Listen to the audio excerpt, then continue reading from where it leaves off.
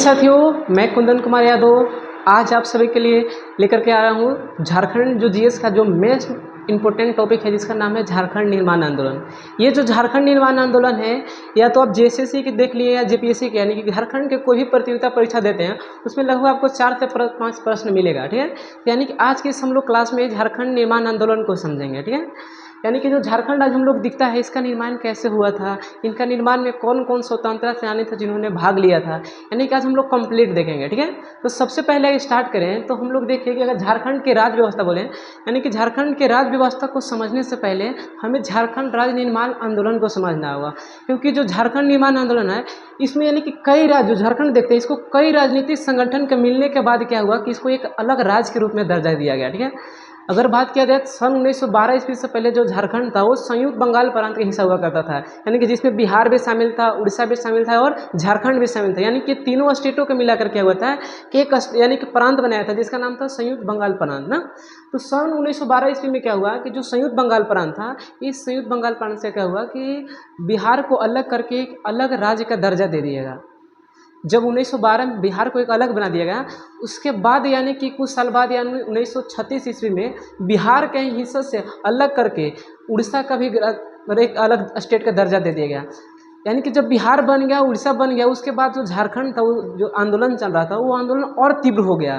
ठीक है, यानी कि इसलिए तीव्र हो गया क्योंकि जो झारखंड निर्माण आंदोलन सबसे पहले शुरुआत हुआ था तो 1912 में शुरुआत हुआ था और कब तक चला था तो ये 2000 ईस्वी तक चला गया था। ठीक है, यानी कि इसीलिए कहा जाता है कि जो झारखंड निर्माण आंदोलन है वो सबसे लंबे समय तक चलने वाला राज्य निर्माण आंदोलन माना जाता है।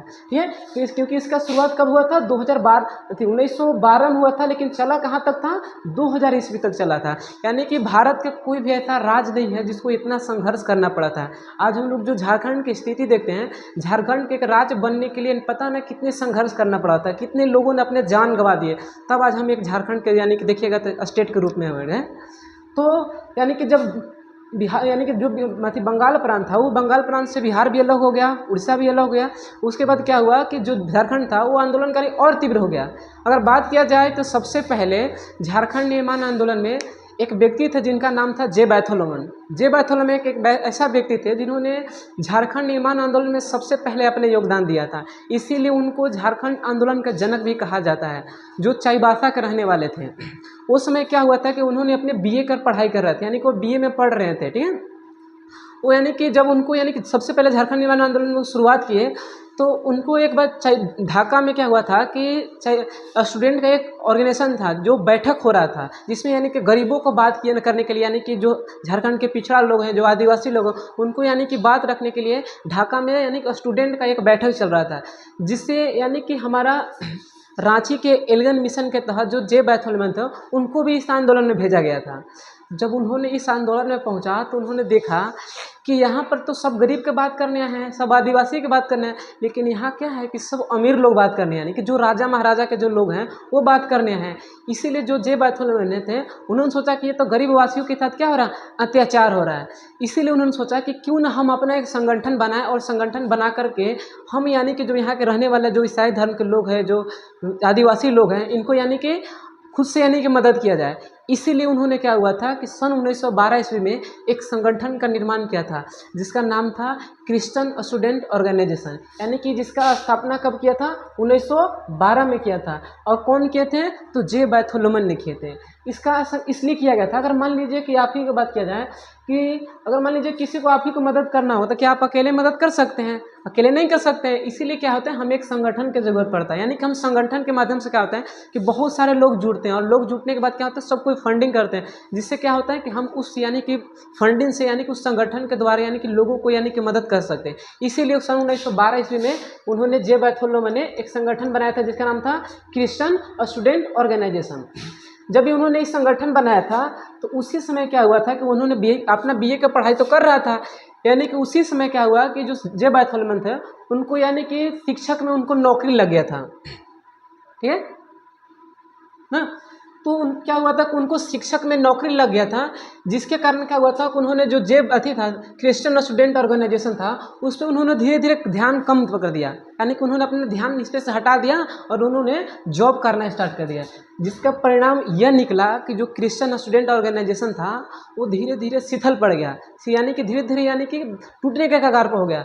लेकिन उसी समय क्या हुआ कि 1915 में यानी कि जो क्रिश्चियन स्टूडेंट ऑर्गेनाइजेशन था उसमें क्या हुआ कि बाहर के लोगों ने प्रवेश करना किया।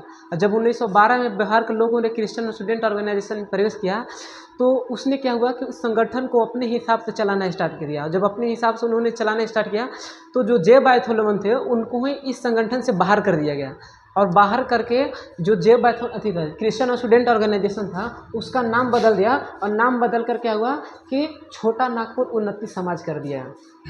ठीक है, तो क्वेश्चन एग्जाम में बनेगा कि छोटा नागपुर उन्नति समाज का गठन किस संगठन का यानी कि नाम बदल के किया, तो क्रिश्चियन स्टूडेंट ऑर्गेनाइजेशन। ठीक है, इसकी स्थापना कब हुआ था?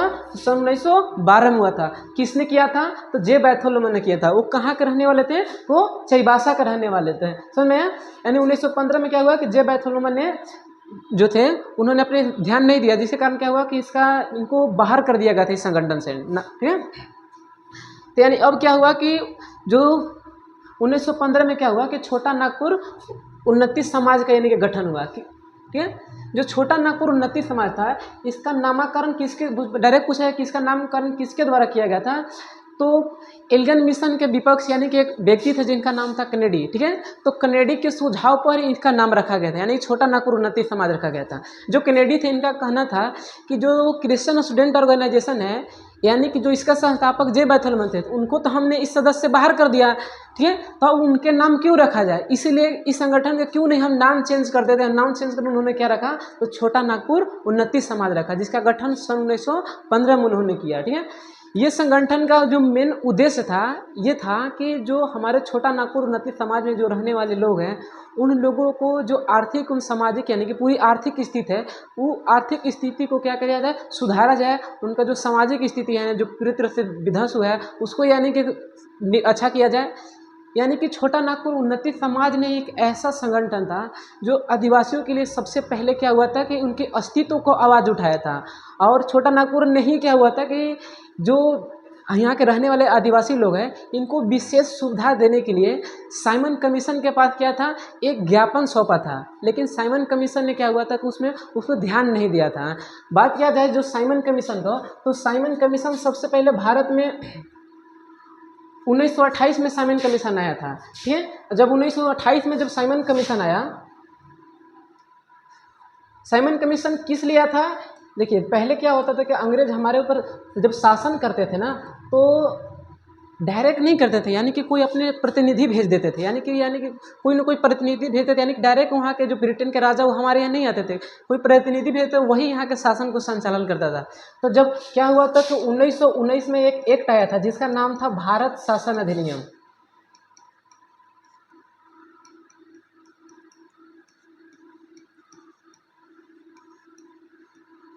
तो जब 1919 में भारत शासन अधिनियम आया था तो इस अधिनियम के यानी कि जिस प्रकार आज हम लोग देखते हैं कि भारत में क्या होता है शिक्षा नीति यानी कि हर साल 5 साल पर चेंज होता है। पहले की शिक्षा नीति क्या था कि हम लोग देखे थे कि 4 साल में ग्रेजुएशन फाइनल होता है, लेकिन अब की शिक्षा नीति क्या हुआ कि हम लोग 5 साल में ग्रेजुएशन फाइनल होते हैं।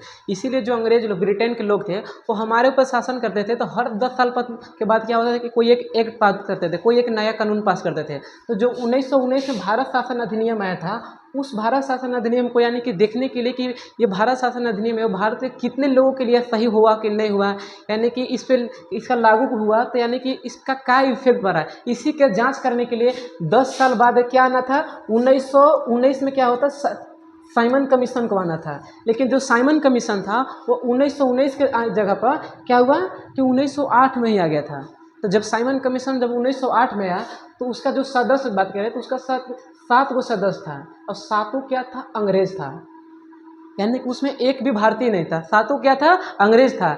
इसीलिए जब भारत के लोगों ने देखा कि जो साइमन कमीशन यानी कि इसका सदस्य 7 सदस्य तो क्या है कि ब्रिटेन के लोग हैं, यानी कि सब अंग्रेजी भाषा बोलने वाले लोग हैं, इसीलिए क्या हुआ कि भारत के लोगों ने क्या हुआ कि पूरी तरह से इसका विरोध किया।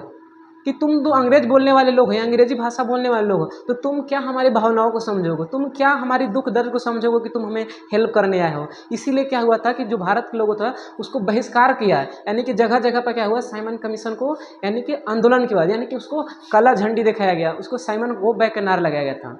इसी बीच में क्या हुआ था कि लाहौर में ये यानी सब कोई फैसला ये लिया कि जहाँ जहाँ साइमन कमीशन जाएगा उसका विरोध हम करेंगे। तो जब लाहौर में साइमन कमीशन गया तो लाहौर में आंदोलन कर रहे थे जिसका नाम था लाला लाजपत राय। यानी कि ये साइमन कमीशन का क्या कर रहे थे कि विरोध कर रहे थे, कहाँ पर कर रहे थे, तो लाहौर में कर रहे थे। इसीलिए क्या हुआ था कि जो लाला लाजपत राय थे इनको अंग्रेज सेना के द्वारा क्या होता है, इनके ऊपर लाठी चार्ज करवा दिया गया था, जिनके कारण क्या हुआ था कि ये पूरी तरह से घायल हो गया था। इनके जो साथी समाज थे, इनको साथी समाज के द्वारा क्या हुआ, जब इनको घर पर लेकर गया था तो इनको 18 दिन के बाद क्या हुआ कि इनको सर में चोट लगने के कारण इनकी पूरी तरह से मौत हो गया था।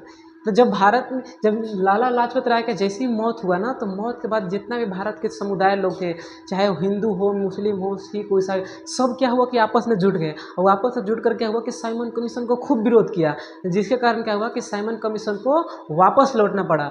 ये जो छोटा नागपुर उन्नति समाज था ना, इसी समय क्या हुआ था कि छोटा नागपुर में जो रहने वाले लोग थे आदिवासी, इनको यानी कि विशेष सुविधा देने के लिए साइमन कमीशन के पास क्या हुआ था, ज्ञापन सौंपा गया था, जिसके कारण क्या होता कि साइमन कमीशन ने कोई इस पर ध्यान नहीं दिया था, क्योंकि साइमन कमीशन का खुद यहाँ विद्रोह हो रहा था, खुद इसका आंदोलन हो रहा था, इसीलिए साइमन कमीशन ने इस पर ध्यान नहीं दिया था। जिसके कारण इसका कारण यह हुआ कि जो छोटा नागपुर उन्नति समाज था ना, ये जो छोटा नागपुर उन्नति समाज क्या हुआ कि इसके जो आपस में रहने वाले जो लोग थे वो इनके बीच क्या हुआ कि बहुत बड़ा मतभेद हो गया, और मतभेद होने के कारण क्या हुआ कि जो छोटा नागपुर उन्नति समाज था वो दो भागों में बट गया, यानी किसी के रहने वाले लोग के द्वारा यानी कि टूट गया, और टूट कर क्या हुआ कि किसान सभा का गठन हुआ। तो किसान सभा का कब गठन हुआ, तो 1930 में हुआ, ठीक है। यानी कि किसान सभा का बात किया जाए, किसान सभा का गठन कब हुआ, तो 1930 में हुआ। किस संगठन को टूटने से हुआ, तो छोटा नागपुर उन्नति समाज के जो आपस के लोग थे उन्हीं के क्या हुआ कि आपस में बिखरा हो गया, और बिखरा होने के कारण उसी के लोगों के द्वारा एक नए संगठन का निर्माण किया गया जिसका नाम था किसान सभा, ठीक है। जो इसका प्रथम अध्यक्ष थे वो प्रथम अध्यक्ष थे थेवले उरांव थे, ठीक है। और इसका जो प्रथम यानी सचिव थे, एग्जाम में डायरेक्ट पूछा जाता है कि किसान सभा का प्रथम अध्यक्ष कौन था, तो डायरेक्ट कौन था, थेवले उरांव था। सचिव कौन था, पॉल दयाल था।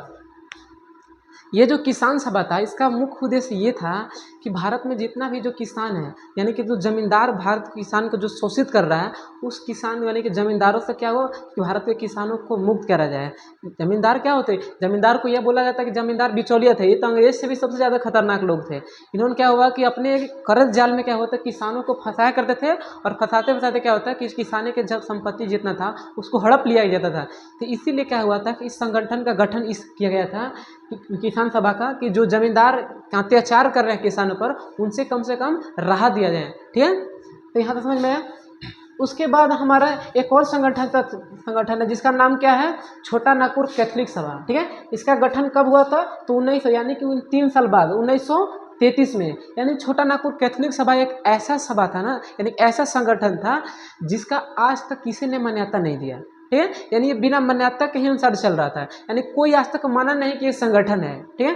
तो डायरेक्ट एग्जाम में यहाँ से भी क्वेश्चन आ सकता है कि निम्नलिखित में से कौन सी ऐसा संगठन है जिसको यानी कि किसी संगठन ने मतलब मान्यता नहीं दिया, तो कौन था, छोटा नागपुर कैथोलिक सभा हो जाएगा, ठीक है। इसका अगर बात किया जाए कि सबसे इनका अध्यक्ष कौन था, तो बेनिफेस लकड़ा थे, तथा इनका प्रथम महासचिव एग्नेस बेस थे, ठीक है।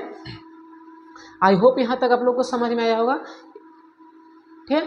फिर इसे नेक्स्ट क्लास में हम लोग देखेंगे ना, कि यहाँ से नेक्स्ट क्लास में हम लोग जो सेकंड वीडियो हम लोग डालेंगे उसमें हम लोग देखेंगे कि छोटा नागपुर एवं संथाल परगना आदिवासी जो सभा है इसका गठन किस ओर हुआ था।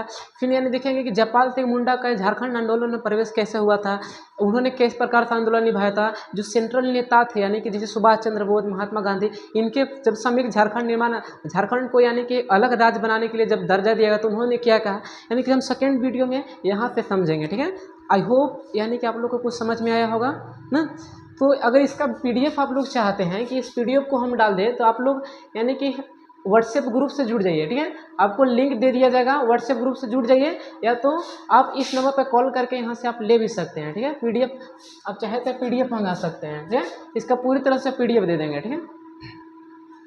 ये नंबर पर आप मैसेज करके PDF प्राप्त कर सकते हैं। जो हमारे नए बच्चे हैं, यानी कि जिन्होंने शाम का बैच यानी कि स्टार्ट हुआ है 7 से 5 बजे जो क्लास हम लोग का चल रहा है, यानी कि फाउंडेशन कोर्स चल रहा है, यानी कि जब फाउंडेशन कोर्स चल रहा है तो उसमें यानी कि इसको फिर से पढ़ाया जाएगा। तो आई होप आप लोग इस वीडियो को अच्छा से समझे होंगे। तो मिलते हैं फिर नेक्स्ट वीडियो में। जय हिंद, जय भारत।